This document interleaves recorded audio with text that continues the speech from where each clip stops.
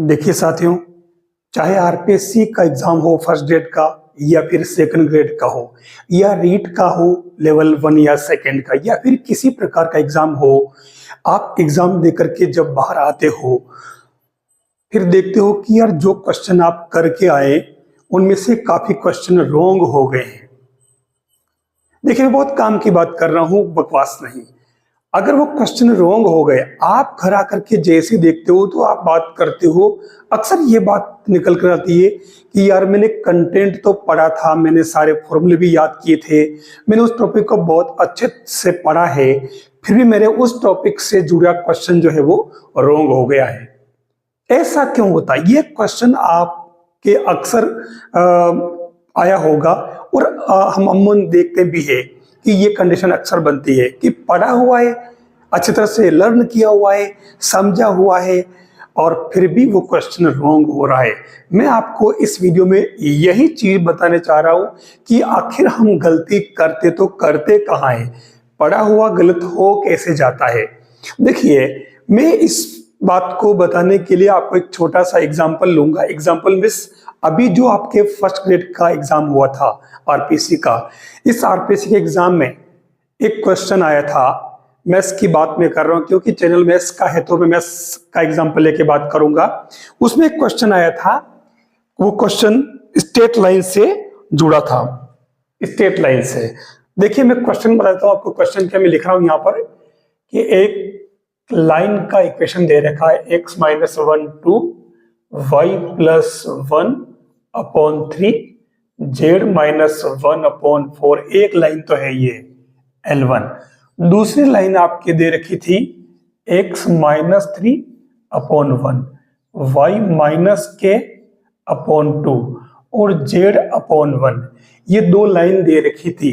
देखिए कितना simple question आया है और फिर भी हम ऐसे क्वेश्चन को रॉन्ग करके आ जाते हैं। यहां इसने पूछा क्या था कि अगर ये दोनों लाइन आपस में इंटरसेक्ट करे, मतलब प्रतिच्छेद करे, तो आपको बताना है k की वैल्यू क्या होगी। इतना बढ़िया क्वेश्चन। अब क्योंकि ये स्ट्रेट लाइन का क्वेश्चन है और आपको पता है कि ये क्वेश्चन इस प्रकार की लाइंस के इक्वेशन और इसके संदर्भ में जो कॉन्सेप्ट थे वो हम कहां पढ़े? 12th लेवल पर। जो 11th वाला चैप्टर जो सीबीएसई बुक चलती है, 11th वाला चैप्टर जो स्ट्रेट लाइंस का 3D का है वेक्टर फॉर्म में, उसमें हमने पढ़ा वेक्टर टू कार्टेशियन और कार्टेशियन टू वेक्टर में कन्वर्ट करके प्लेन है, लाइंस है, सब उसके अंदर थे। अब यहां इसने पूछा कि इंटरसेक्ट करे तो आपने उन सभी में ये कॉन्सेप्ट कहीं नहीं पढ़ा कि अगर ये लाइनें दोनों इंटरसेक्ट करे तो फिर इसके लिए कोई फॉर्मूला या कोई शर्त होगी। जैसे अपन अक्सर कहते हैं कि parabola y square equal to 4x है और वो पैराबोला अगर y equal to mx plus c को स्पर्श करे, इस लाइन को mx प्लस c, तो हम जानते हैं कि इसके लिए शर्त c equal to a upon m होती है, हम जानते हैं। तो ये इसके लिए सीधी सीधी कंडीशन होती है कि c equal to a upon m हम निकाल भी सकते हैं और याद भी रखते हैं अक्सर, क्योंकि एग्जाम के हिसाब से जरूरत पड़ती है। लेकिन इंटरसेक्ट करने की कंडीशन अपन ने नहीं पढ़ी। अब इसके लिए कॉन्सेप्ट मैं बता रहा हूं कि आपने पढ़ा है और 12th में ही था, लेकिन हम इससे जुड़ा कॉन्सेप्ट क्या था उसको ठीक से स्टडी कर ले तो पक्की बात हमारा सवाल सही होगा।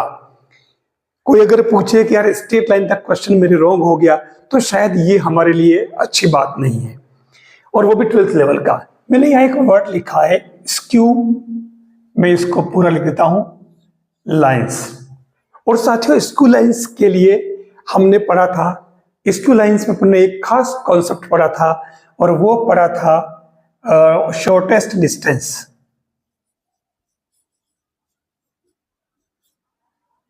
और उसके अपन ने दो फॉर्मूले पढ़े थे, एक वेक्टर फॉर्म के लिए, दूसरा कार्टेशियन फॉर्म के लिए, जो कि सारणिक के रूप में था। ठीक है, पहली बात तो मैं यहां पर न तो वेक्टर फॉर्म वाला यूज करूंगा और न ही मैं डिटरमिनेंट वाला यूज करूंगा। ठीक है ना, डिटरमिनेंट वाला यूज नहीं करूंगा मैं, इसमें भी देखो नया फॉर्मूला यूज करूंगा। अब आप सोच रहे होंगे कि बात तो आप कर रहे कि रोंग कैसे हो जाता है, मैं उसी चीज पर आ रहा हूं। ये है स्क्यू लाइंस। स्क्यू लाइंस का कॉन्सेप्ट अगर आपने पढ़ा हो तो उसमें होता क्या है, एक लाइन आपके इस प्रकार से है जिसको हमने L1 नाम दिया, दूसरी लाइन इस प्रकार से है, ये इसको अपन ने L2 नाम दिया। अब ये शॉर्टेस्ट डिस्टेंस वाली लाइन कैसे हुई, यानी अगर एक तल की बात करें तो ये आगे जाकर काट लेगी तो इंटरसेक्ट हो जाएगी, लेकिन रियल में ये लाइनें इस प्रकार से हैं, ये ऐसे दिख रहा आपको, ठीक है, इतनी दूरी पर ये डिस्टेंस इस पर है, तो शॉर्टेस्ट डिस्टेंस इसकी ये वाली हो जाएगी, ये जो कम ज्यादा हो रही है ये आपके इसकी शॉर्टेस्ट डिस्टेंस हो जाएगी। लेकिन प्रॉब्लम क्या है कि ये अभी एक ही तल में नहीं होती। स्क्यू लाइंस इट मींस विषम तलीय रेखाएं, ठीक है, एक ही तल में नहीं हो, तो उस कंडीशन में इनके बीच की जो डिस्टेंस है, शॉर्टेस्ट डिस्टेंस, ये 90 डिग्री पे होगा। दोनों तरफ से ये जो लाइन है ये दोनों से 90 डिग्री का एंगल बनाएगी, और हमें इसी का फॉर्मूला फाइंड करना है, फॉर्मूला यूज करना है इसके लिए। तो पहली बात तो मैं ये देखो शॉर्टेस्ट डिस्टेंस निकाल रहा हूं किसी तीसरे फॉर्मूले से जो सबसे ज्यादा इजी है। देखिए, क्योंकि ये भी आपके सिलेबस में है, तो वो फॉर्मूला क्या है, फॉर्मूला है आपके shortest distance S B equal to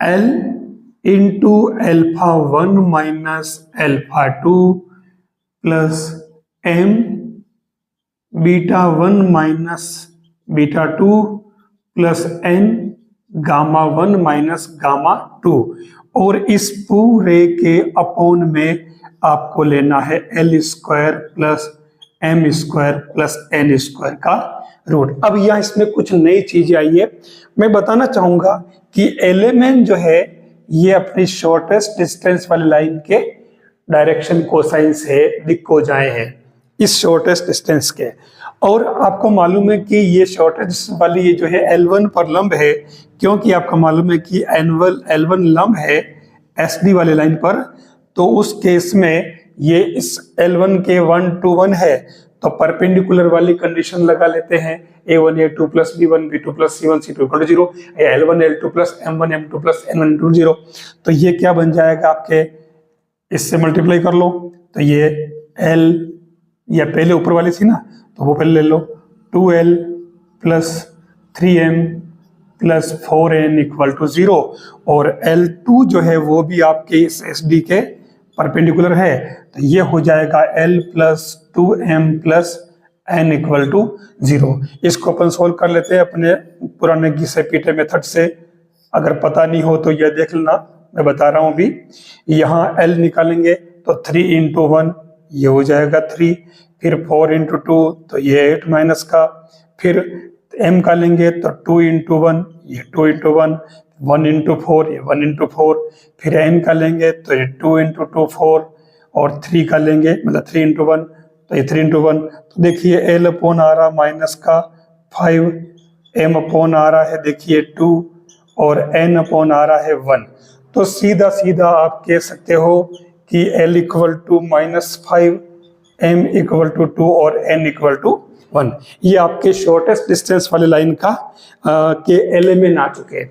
अब एलिमेंट आ चुके हैं तो हम इसमें L M N तो पुट कर देंगे। अब ये अल्फा बीटा गामा क्या है ये भी आप देख लो।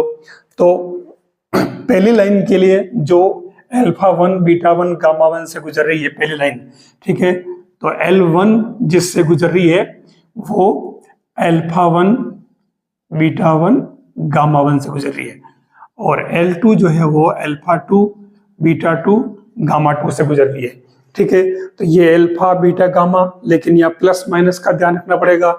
तो हम इसको कह सकते हैं अल्फा 1 तो हो गया 1, बीटा 1 हो गया -1, और गामा 1 हो गया 1, ठीक है। फिर ऐसे ही अल्फा 2 की बात करें तो ये 3 हो जाएगा, और ये k हो जाएगा, और यहाँ गामा 2 जो है वो 0, ठीक है। सारे पॉइंट आ गए। अब अपन शॉर्टेस्ट डिस्टेंस निकाल लेते हैं, तो ये क्या बनेगा, देखिए अब मैं उस बात पर आता हूं, मैं इसमें वैल्यू पुट कर रहा हूं, लेकिन एक जरूरी कॉन्सेप्ट जो हमें इसमें याद रखना है, क्योंकि ये रेखाएं एक दूसरे को काट रही है, ठीक है, प्रतिशत कर रही है। इसका मतलब क्या हुआ कि ये थी तो विषम तलीय इस तरीके से, ठीक है, आप देख लो, लेकिन काटेगी कब? जब ये एक ही तल में आ जाए इस प्रकार से, ठीक है, एक ही तल में आ जाएगी तो शॉर्टेस्ट डिस्टेंस जो है आपके ये वाली क्या हो जाएगी? 0। तो आप इसमें इसकी SD की जगह 0 पुट कर लें, ताकि वैल्यू नीचे वाले की तो जरूरत नहीं पड़ेगी, राइट ऊपर से वैल्यू पुट कर दें। तो L तो आ रहा आपके -5, ठीक है, फिर M आ रहा है आपकी कितना का निकला 2 प्लस का, और N आ रहा आपके 1, तो ये +1, ठीक है। अपॉन की जरूरत नहीं है, इक्वल टू आप 0 कर देंगे। फिर यहाँ α1 माइनस α2, तो 1 - 3, तो ये -2, -1 -k, तो ये -1 -k, ठीक है। फिर लास्ट क्या बचा? 1 - 0, तो ये 0। बस इसको सोल्व कर लीजिए आप। तो देखिए ये बन रहा 10, ये बन रहा -2 -k और +1 = 0। तो 10 और 11 में से 2 गए, तो 9 - 2k = 0। तो k = क्या आया? 9/2। ये आपके क्वेश्चन RPSC फर्स्ट ग्रेड के अंदर पूछा था।